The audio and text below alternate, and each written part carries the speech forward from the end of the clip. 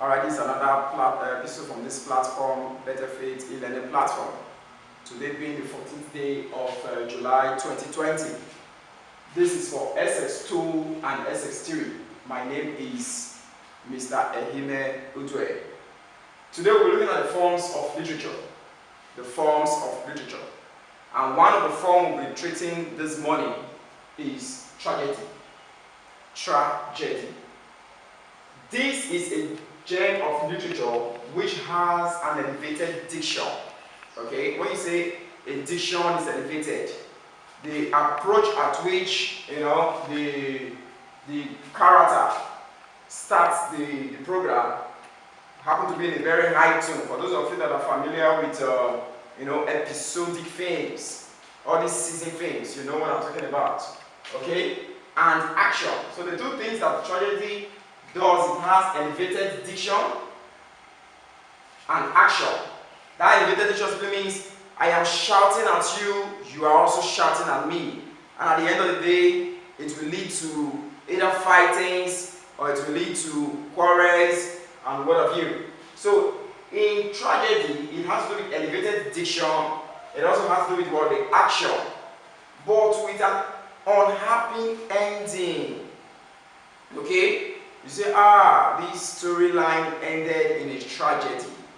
What does that connote? That, no matter how interesting it started, though it started in a very pleasant way, but it ended with a disastrous end. Okay? It is also any class of literature that begins on a good note. You are familiar with your African Magic Epic.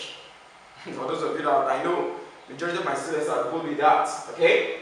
You begin to see that a storyline started in a very happy mood, one happy family, one big happy family. Before you know, one uncle somewhere kills the first son, kills the second, kills the third. Before you know, weeping, wailing, clashing of teeth and what have you will now be the characteristics of the family. That is a tragedy. It didn't just start like that. It started with one big happy family, a very happy beginning, but the end happened to be on a sad note. In a tragedy, disaster is usually targeted at the hero. This hero here, my student, is what you oftentimes call the actor. Say, he is the actor of the film. That man is the actor. Okay? A tragedy is targeted at who? The person, the number one person that happens to be the focus of that drama or that play. In every drama, or in any drama rather, there is one character that everything hovers around. Okay? And when everything hovers around that particular person, and that particular person happens to be the one that is being tragically affected, that person is known as what? The hero. Okay? What you will say or call the actor. So what we are trying to say in essence is this. A tragedy is something that starts with a good beginning but have a very unhappy ending. Okay? It started well, but it didn't end well. It started as one big family, but one uncle somewhere wiped out almost all the family, leaving only one survivor to his fate. Okay? So as a student of literature, you should know that one of the forms of literature is a tragic comedy or a tragic drama. What kind of drama do you want to act? Are you going to act a tragic drama or you're going to act a comic drama? It's two different things. Okay? But for today, this is what we want to look at, the tragedy. Then what are the characteristics of the tragedy? The characteristics of tragedy. Number one is suspense. Suspense. It's rather unfortunate that we're not in class like our normal formal class. I would have placed a student on suspense and you will know what suspense really means. But in the passage, let us look at it. Suspense is a conscious effort to arouse the reader's interest. Now you are watching a film. For those of us that are very good in watching season film, why do we end up buying season 1? Season 1 we end, we run to the nearest store to get season 2, season 3, season 4, as the case may be. Why? It's because season 1 ended in what? In suspense.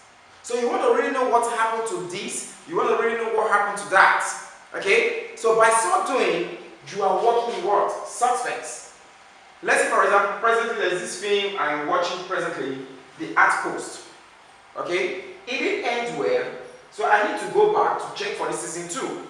Because what has that season 1 done to me? It has aroused my interest. It has aroused my curiosity. It has aroused my quest to really know what is happening or what will happen in the later part of the storyline. Okay? So now let's say you are reading a tragic novel. Chapter 1, you're done with chapter 1. Okay? Now, chapter 2, as you're flipping through chapter 2, you want to go to chapter 3 to actually know what, okay, until you get to the end. That is suspense. It arouses your curiosity. It makes you anxious. It makes you want to know what will happen next. That is one of the characteristics of a tragedy. Let's say, for example, the supposedly actor, as you call it, which I refer to as what? The hero, okay, was shot at the end of season 1. And that's where season 1 ended. What has it done to you? It has increased your curiosity. And what is this curiosity? You want to know if he actually died. And that is why some of us, when we are watching film or we are watching drama, as the case may be, we put our emotions to what we are doing. Some of us will not hold it out again. Rather, if something tragic is happening, we begin to shed tears. Before you know something, are you crying? You say, no, I need. You have already placed your emotions on suspense. Are we communicating? Good. The number 2 is irony. Okay? This occurs when a writer or character expresses something contrary to what he has in mind. Okay? It's contrary to what he has in mind. Let's say, for example, an ironic situation is, I wanted to be a good person. Okay? I wanted to be a good person, but what I ended up acting happened to be a bad person. Okay? It doesn't really, display who I am just like that, but it's displaying what I am acting. Let's say, for example, you're giving something to act, and you are acting it according to the script. Okay, take note, according to your script. Okay, according to the dictates of the script. Let's say in that drama, your role was to act as a mad woman. Okay, that is an irony of who you actually are. On the real, you are sane, you are okay, you are sound. But according to the script, you are acting to the lines and dictates of what the script entails. So it occurs when the writer or character expresses something contrary to what is in his mind. Okay? So what is in your mind is different from what you are acting. Okay? That's why many times most of our actors, like presently, there's this man, Kanayo Okanayo, was actually asked on national TV if he was actually a ritualist. So the man was like, why ask him? He said, because people believe that you are a ritualist because all his fames happen to be the ritual, has this ritual undertone. And he now said, no, that he is acting according to what the dictates of his script. For those of us that are still familiar with, films, Patient Soko, that's Mama J. Our acting is always very harsh, very rash, very wicked. But in real life, she was also asked, Ama, you're not like the way you're acting. She said, I am acting according to the dictate of what? My script. That's an irony. So irony is one of the major characteristics as well of tragedy. So if you must understand the details of a tragic comedy or a tragic movie, you should be able to understand, number 1, suspense. When you are writing your script, you should be able to put the mind of your reader on suspense. You don't just begin to write and it flows. No, in them. So that we want to know what will happen in the next chapter of your write-up. Then irony, paint a picture of who you really are not.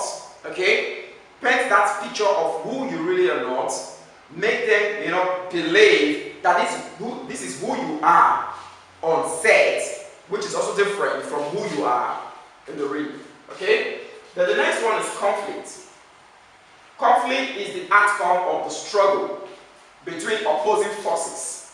Okay? This conflict is, if not properly managed, may lead to unforeseen circumstances, which will bring us to the protagonist and the antagonist. For those of you, this is SS2 and SS3 respectively. You should be able to know what the protagonist is, and you should be able to know what an antagonist is. Okay? So, in a conflicting situation, there's one that's called the protagonist, which you always refer to as the actor. Then in the other one you call the antagonist, which you refer to as what? The boss. Isn't it? You say, okay, actor kill boss, boss kill actor. That's your own language. But in literature, we call one the protagonist, and we call the other what? The antagonist. Okay? There must be a conflict that must ensue. Alright? The conflict must ensue in order for you to be able to drive out your point. What is a tragedy? Something that must end in a disastrous, way. That's a tragedy, isn't it? So my storyline must end in a disastrous way. Is either at the end of the storyline, the protagonist was shot by the antagonist, and it has increased your curiosity to know if he actually died. Are we together? The number 4 is a comic relief. This is another dimension of tragedy. Okay? He said this is a short, humorous incident that usually follows a tragic scene in a tragedy. Now, I want to paint this picture to you. Don't say that Uncle Eme said all tragic things do not have a laughter, or it's not humorous. When I use the word humorous, it simply means there must be a point in that your storyline that life was beautiful. Are we on course? That's why I started by saying it must start at the beautiful beginning, one happy family, daddy having too much money, the children living a luxurious life, okay? They have everything they wanted, the family happy, laughing, smiling, eating, going on vacations and what have you, until something happened. Now, the point is this. A comic relief is a short, humorous incident. That period that characterizes that happiness is the humorous incident. Until that village uncle, that village auntie struck. Are we on point? Okay? So when he struck, or when she struck, that's when tragedy happened. And how did he strike? He did it by what? Killing the dad. Because of a parcel of land. I'm trying to paint a picture for you now, isn't it? Because of a parcel of land in the village. Or because he asked daddy money and daddy refused to give, and the next thing he had to kill daddy in the process. And before you know, he came back with his kinsmen and carted away with daddy's property, leaving daddy's children and mommy without nothing. That is a normal African magic scene that you watch at home. Okay? That is what we refer to as what? Humorous incidents. Okay? The very last thing for today is pathos. Alright? This shows emotions and fear some element of pathos have taken in the mind of the audience. Let me tell you something.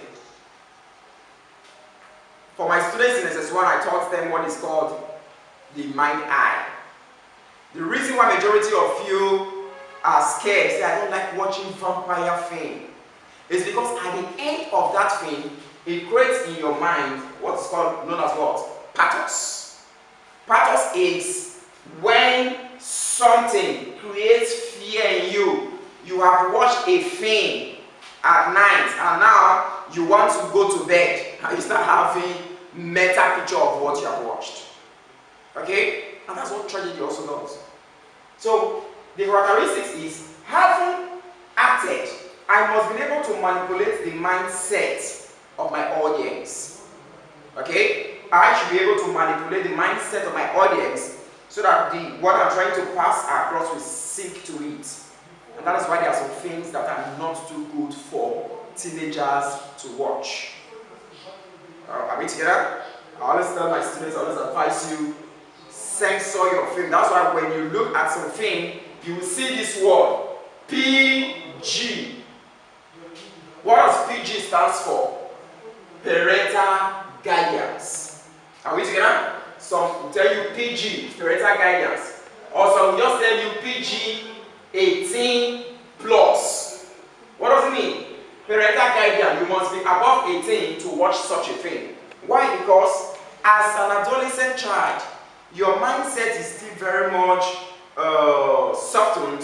Whatever you preoccupy your mind with is what you see as your visual. Okay? That's why at times some of you will watch some films and begin to have nightmares. Not really nightmares that you're having, is a product of what? Pathos. It shows emotions and fear, and some of the elements of pathos have taken in the mind of the audience. And by so doing, you begin to see somebody having fear after watching a tragic episode. Till I come your way again same time next week, I remain my humble self, Mr. Aime Udwe. Have a blessed day and stay safe.